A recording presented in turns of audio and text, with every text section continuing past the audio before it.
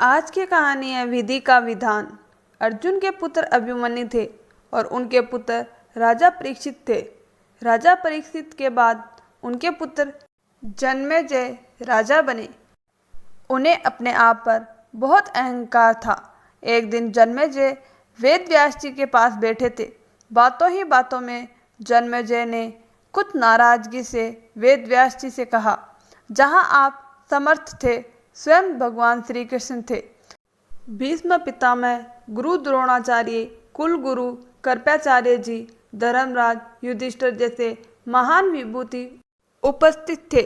उसके पश्चात भी आप सब इतने बड़े महाभारत के युद्ध को होने से नहीं रोक पाए और देखते देखते अपार जनधन की हानि हो गई।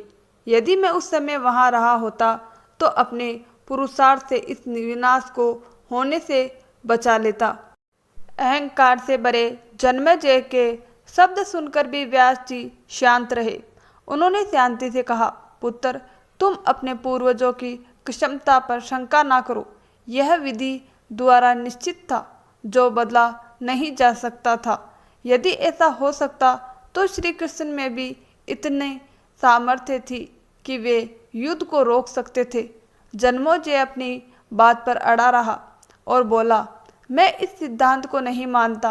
आप जो भविष्य वक्ता है, मेरे जीवन की होने वाली किसी होनी को बताइए। डांट में उसे रोक कर प्रमाणित कर दूंगा कि विधि का विधान निश्चित नहीं होता। व्यास जी ने कहा, पुत्र, यदि तू यही चाहता है तो सुन। आज से कुछ वर्ष बाद तू काले घोड़े पर बैठकर शिकार करने जाएगा। दक्षिण दिशा में समुद्र तट पर पहुंचेगा। वहां तुम्हें एक सुंदर स्त्री मिलेगी, जिसे तू महलों में लाएगा और उससे विवाह करेगा।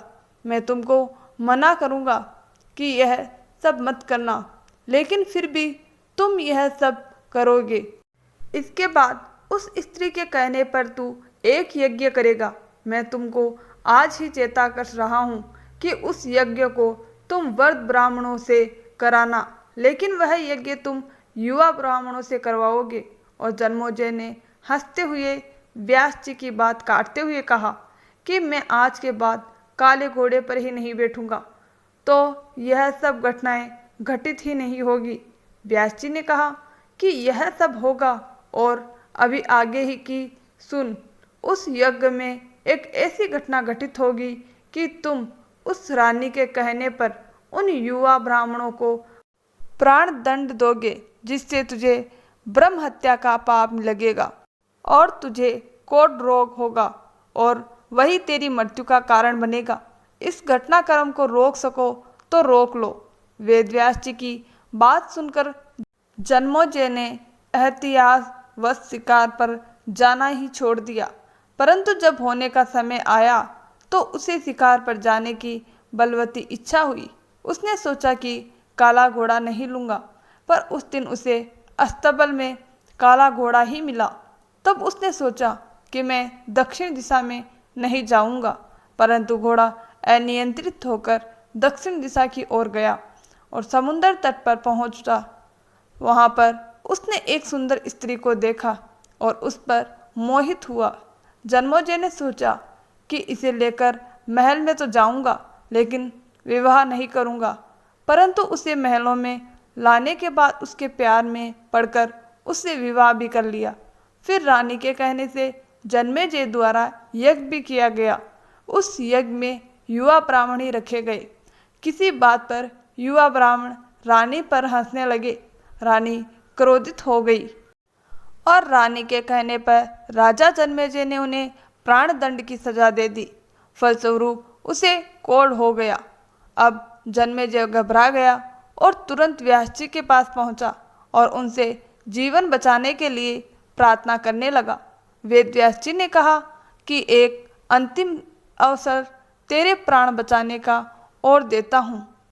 मैं तुझे महाभारत में हुई घटना का श्रवण कराऊंगा, जिसे तुझे श्रद्धा एवं विश्वास के साथ सुनना है। इससे मेरा कोढ़ मिटता जाएगा। परंतु यदि किसी भी प्रसंग पर तूने अविश्वास किया तो मैं महाभारत का प्रसंग रोक दूंगा और फिर मैं भी तेरा जीवन नहीं बचा पाऊंगा। याद रखना, अब तेरे पास एक अंतिम अवसर है।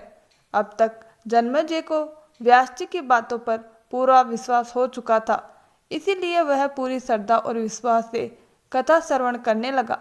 व्यास जी ने कथा आरंभ करी और जब भीम के बल के वे प्रसंग सुनाए जिसमें भीम ने हाथियों को सूंडों से पकड़कर उन्हें अंतरिक्ष में उछाला, वे हाथी आज भी अंतरिक्ष में घूम रहे हैं। तब जन्मेजय अपने आप को रोक नहीं पाया और बोल उठा कि यह कैसे संभव हो सकता है, मैं नहीं मानता।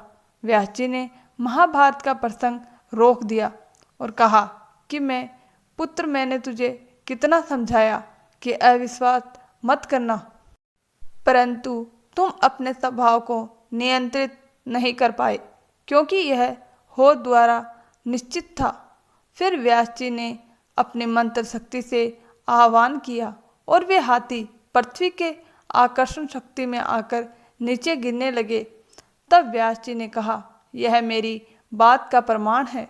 जितनी मात्रा में जन्मेजय ने श्रद्धा विश्वास से कथा श्रवण की, उतनी मात्रा में वह उस कोढ़ रोग से मुक्त हुआ, परंतु एक बिंदु रह गया और वही उसकी मृत्यु का कारण बना। पहले बनती है तकदीर, फिर बनते हैं शरीर। कर्म हमारे हाथ में है, लेकिन उसका फल हमारे हाथों में नहीं।